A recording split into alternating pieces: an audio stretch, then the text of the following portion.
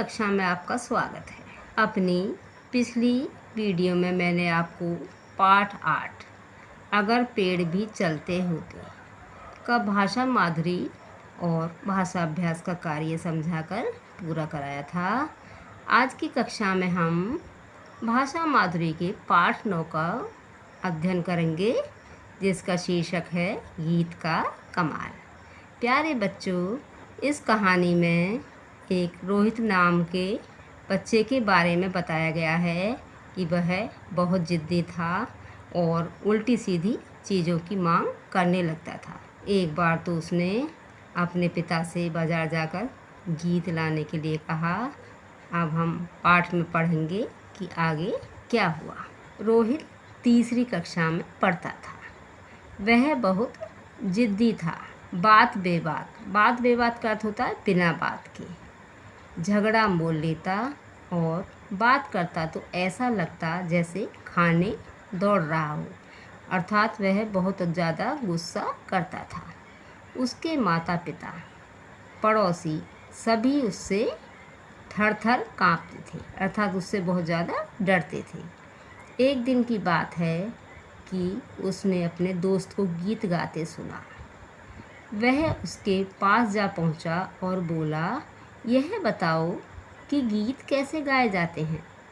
दोस्त रोहित को खूब जानता था, सो बोला, गीत गाना तो बहुत आसान है, ये तो बाज़ार में मिलते हैं, खरीद लो।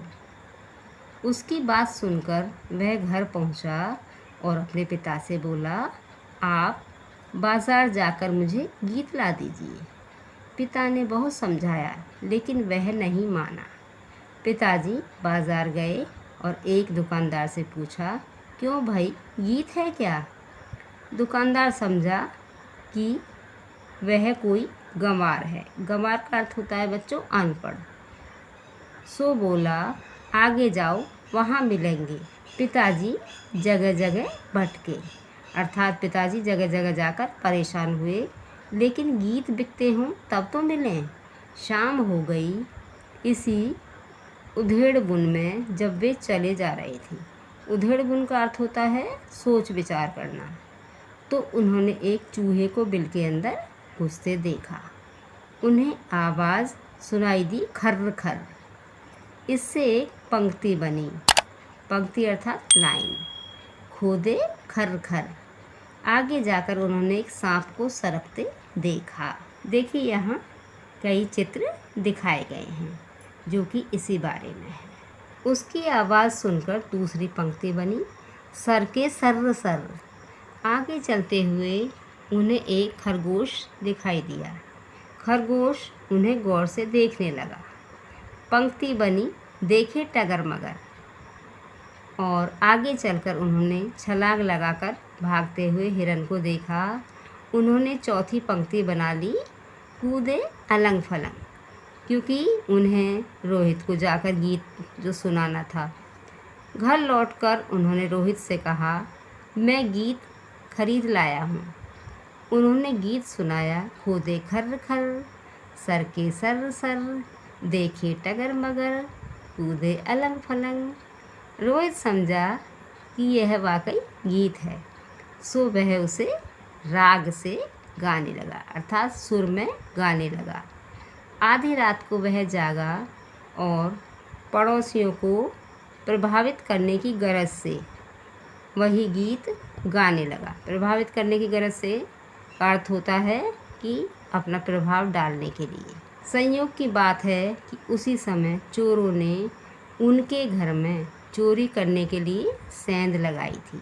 बच्चों, सेंध का अर्थ होता है कि दीवार में छेद कर लेना। चोरी करने के लिए दीवार को तोड़कर एक छेद कर लेना।